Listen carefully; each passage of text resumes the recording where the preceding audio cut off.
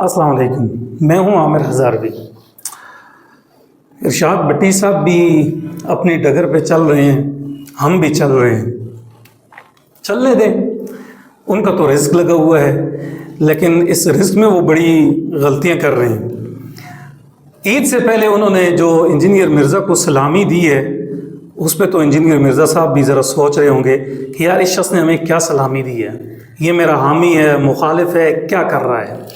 ہم نے اپنی ایک ویڈیو میں ویلاگ میں کہا تھا کہ انجینئر مرزا کو مفتی طارق مسعود کے بجائے یا مولانا طارق جمیل کے بجائے کسی مناظر کا انتخاب کرنا چاہیے، تاکہ اسے پتہ چلے کہ مناظرانہ مزاج کیا ہے۔ یہ جو سوالات ہیں یہ مناظرانہ ہیں، یہ جو سوالات ہیں یہ داعیوں کے لیے نہیں ہیں، یہ سوسائٹی کی بہتری کا عزم رکھنے والے لوگوں کے لیے نہیں ہیں۔ ارشاد بٹی صاحب نے مفتی حنیف قریشی کا انٹرویو کیا۔ اب بھائی جب آپ نے مفتی حنیف قریشی کا انٹرویو کیا تو آپ کو پتہ ہونا چاہیے کہ بھائی وہ مناظر ہے، اس کے سامنے کیسے بات کرنی ہے اور مناظرانہ فن کیا ہے۔ صرف اس پورے انٹرویو میں ایک یہ جو مزارات کے حوالے سے بات تھی، اس میں مفتی حنیف قریشی ذرا ہمیں کمزور نظر آئے۔ باقی اس نے جو دو کام کیے ہیں اس میں اس نے ارشاد بٹی کو ہلنے نہیں دیا۔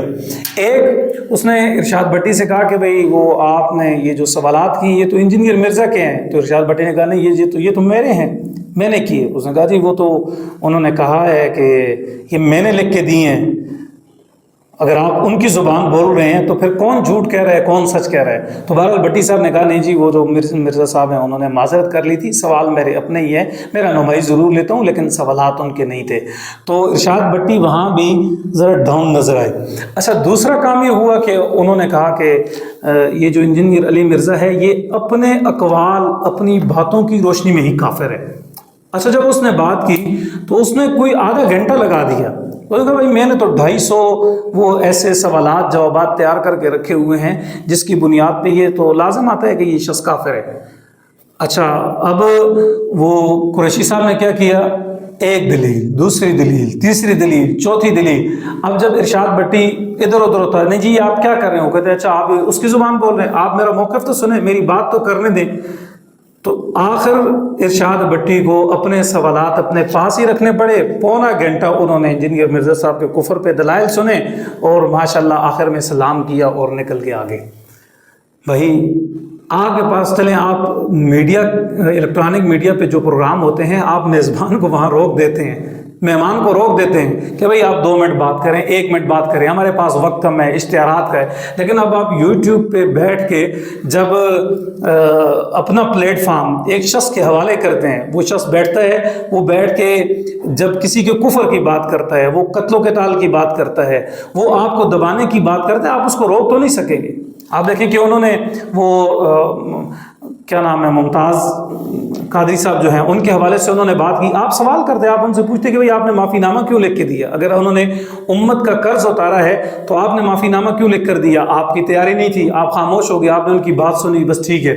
اور دوسرا آپ اپنی ذات کے حوالے سے بھی وہاں جا کے، اور تیسرا آپ نے 25-30 منٹ 40 منٹ 45 منٹ صرف ایک شخص کے کفر کے دلائل سنے۔ ماشاءاللہ بہت اچھا کام کیا ہے آپ نے، کیوں اس سوسائٹی کے اندر پہلے نفرت کم ہے، اس سوسائٹی کے اندر پہلے مسائل کم ہیں، اس سوسائٹی کے اندر پہلے جو پلیٹ فارم ہے وہ کم ہے کسی کے کفر اور اسلام کے حوالے سے۔ آپ اٹھیں گے، آپ نے اپنا پلیٹ فارم اپنی شخصیت اٹھا کے ایک شخص کے حوالے کر دی اور وہ بیٹھ کے لوگوں کے اوپر کفر کے فتوے لگا رہا ہے۔ یار اس سوسائٹی کو آپ کیا دے رہے ہیں، ہی کفر کے فتوے، بٹی صاحب یہی دے رہے ہیں، تلخ سوالات دے رہے ہیں، فساد والے سوالات دے رہے ہیں۔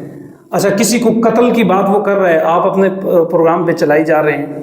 تو بجائے اس کے کہ آپ فرقہ پرست لوگوں کے انٹرویو کریں، آپ ان لوگوں کے انٹرویو کریں جو سوسائٹی میں بہتری کا جذبہ رکھتے ہیں، آپ ان سے سوال کریں۔ اگر آپ کو سوالات کا نہیں پتہ، ہم سے رابطہ کریں یار، कुछ थोड़े बहुत तो हम बता देंगे, हमें ये दावा तो नहीं है कि हम बिल्कुल वो जानते हैं, लेकिन कम से कम ऐसे लोगों के आपको नाम बता देंगे जिनका इस सोसाइटी में बड़ा अच्छा मकाम है, जो अच्छी बात करते हैं। इस सोसाइटी को मनफी चीज़ों की ज़रूरत नहीं है, इस सोसाइटी को कुफर के फतवों की ज़रूरत नहीं है, इस सोसाइटी को कत्लो क़िताल वाली बातों की ज़रूरत नहीं है, इस सोसाइटी को अमन की ज़रूरत है, इस सोसाइटी को बर्दाश्त की ज़रूरत है, इस सोसाइटी को आपस में इत्तेफाक और इत्तेहाद की ज़रूरत है। लेकिन भट्टी साहब, आप जिस रास्ते पे चल रहे हैं ये रास्ता ठीक नहीं है, इस सोसाइटी के अंदर मज़ीद नफ़रत फैलेगी। आप बिल्कुल इंटरव्यू करें, मैं ये नहीं कहता कि आप ये न करें, आप इंटरव्यू करें, लेकिन जिन लोगों का इंटरव्यू कर रहे हैं, जो सवालात आप कर रहे हैं, ये सवालात ठीक नहीं है। इससे सोसाइटी में इंतशार फैलेगा, नतीजा यही निकलेगा, कल किसी और आलिम के पास जाएंगे, वो किसी दूसरे आलिम का 45-50 मिनट का फतवा देगा। पहले ये जो जंग थी ये चंद लोगों के बीच महदूद थी, चंद जो फ़िरका परस्त लोग थे उनके अंदर थी, लेकिन आपका अलग एक चेहरा है, आप अपने उस चेहरे के साथ मनफी चीज़ें ना लगाएं तो ये बहुत ज़्यादा बेहतर होगा।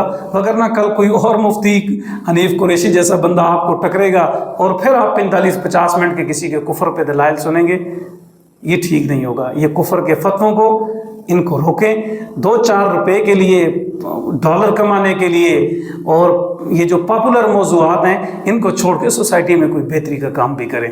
सोसाइटी में बेहतरी का काम आप क्या करेंगे? आप एक तरफ भी आपने सियासी भी पॉपुलर लाइन ली हुई है और दूसरी तरफ मजहबी जो पॉपुलर लाइन है वो भी आप लेंगे तो 2-4 पैसे कमा लेंगे, लेकिन हमारे जो बच्चे होंगे आप उनके लिए कांटे बिछा के जा रहे हैं, ऐसा न करें।